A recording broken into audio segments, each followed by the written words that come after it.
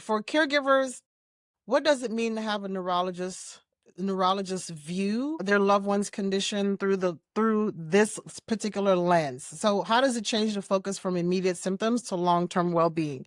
You just mentioned, getting to the root core of the problem.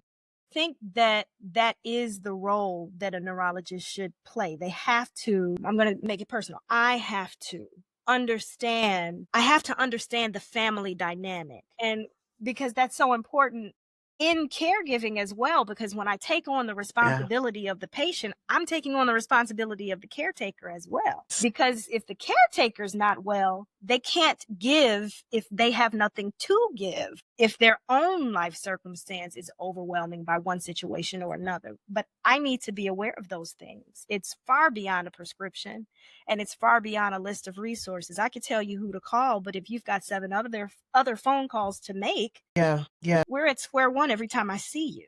So No, that's true. That's deep. And I have to say, I've been to or been around other physicians or even seen physicians myself, and I've never had anyone ask the question, how's your family dynamics?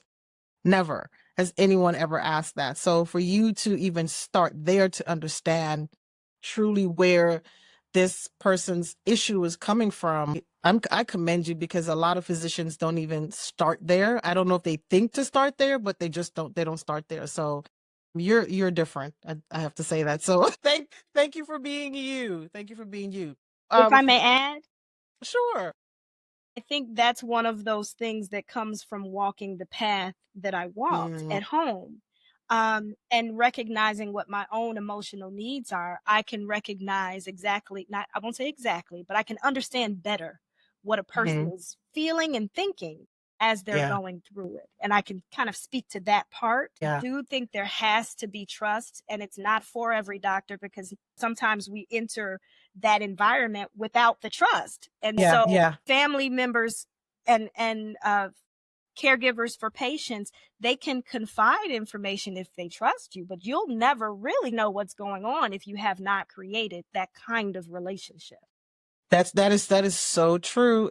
Building relationships is so key when you are. It doesn't matter if you're a physician or a caretaker. It starts with building trust, and so if you don't have that trust, you're not going to confide in someone. In fact, you really don't want to be around that person if you don't have that relationship, right?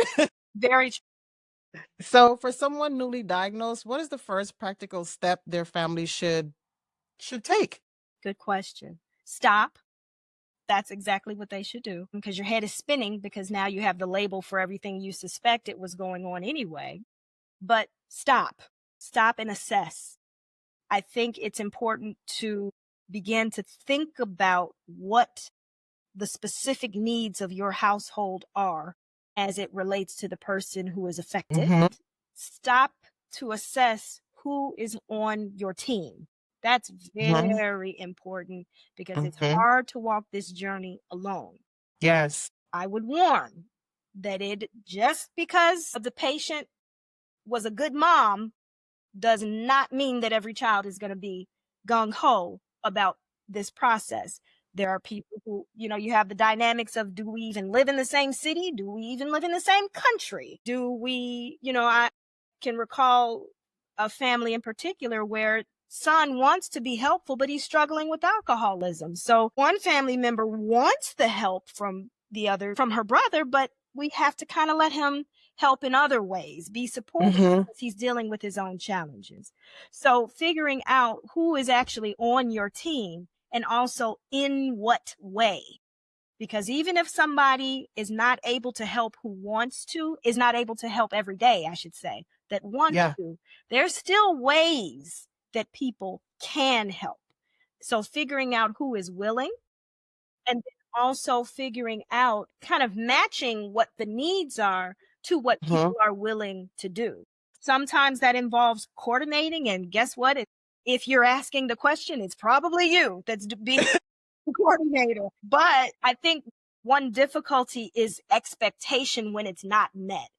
Yes. She's your mom too, kinds of Yes. situations that come up, or this is your whatever the relationship is, and therefore you should. That doesn't always drive people to get involved and help. Yeah. And Yeah. also, people have different ideas about what dementia is, which means that if you're the son that lives way out in the suburbs or in another state, and every time you talk to mom on the phone, she sounds just fine. When I turn to you and say, hey, I need some money towards supplies, I'm going, wait a minute, mom sounds fine to me. What's going on with you? Yeah. So those kinds of dynamics you have to consider as you're creating this plan.